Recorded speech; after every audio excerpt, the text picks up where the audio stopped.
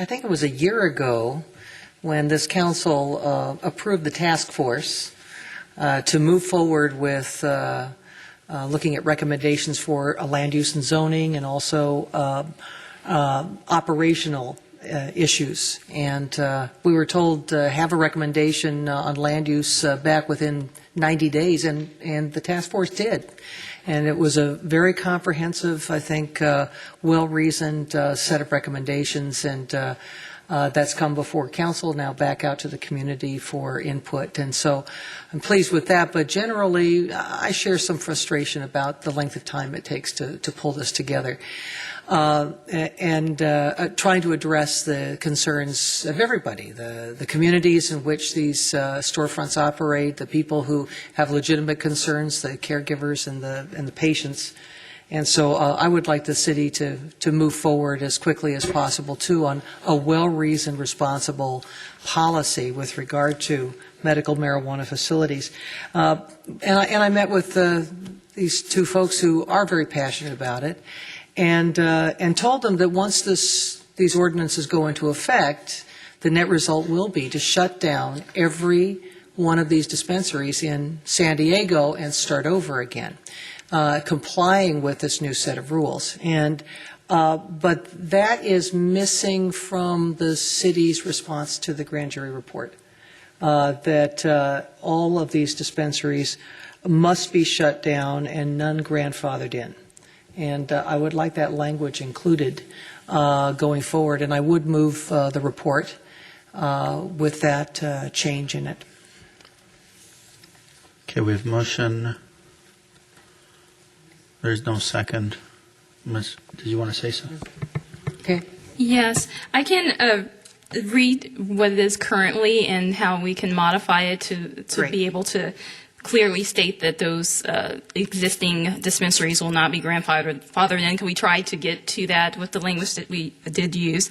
It reads, per current interpretation, city regulations do not permit dispensaries. However, the LUNH committee has expressed its intent to include language in a future ordinance amending the Muni Code that will outline criteria for the existence of dispensaries. Dispensaries currently in existence that are not in compliance with the new ordinance will be shut down. Amending the municipal code will allow for the licensure of eligible collectives and cooperatives within the city to provide for safe access to medical marijuana for qualified patients and caregivers in accordance with California law. So it is the case that that one sentence that says that current dispensaries that are not in compliance will be shut down, but we can modify the language there to make it more clear. Yeah, that none are grandfathered in, because the task force, tried to stick with the recommendation from the Attorney General, State Attorney General, and there was nowhere in the state law that says you can go open up storefronts. It said that you create co-ops operating in a nonprofit fashion so that patients and their caregivers will have access to medical marijuana, and so we still have this issue with the storefronts that are popping up.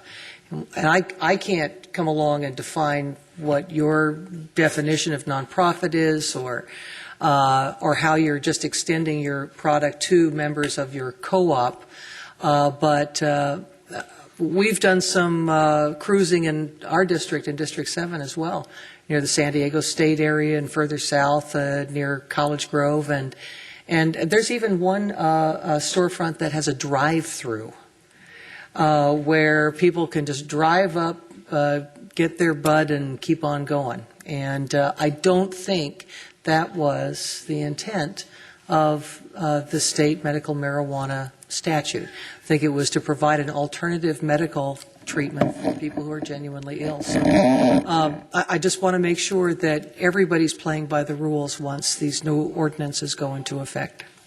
Okay, so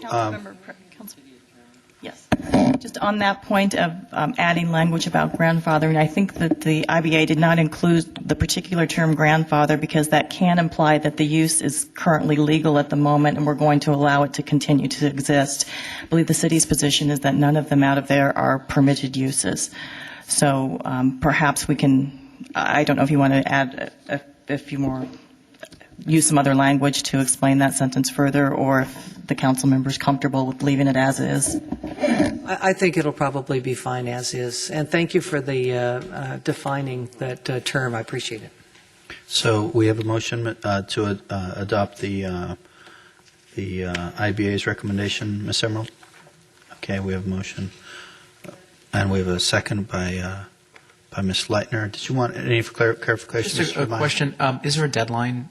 Usually the grand jury has a specific deadline for the response to the report. What's the deadline? Yes, the deadline is November the 1st. Right before the election. Okay, thank you. Very well, please vote.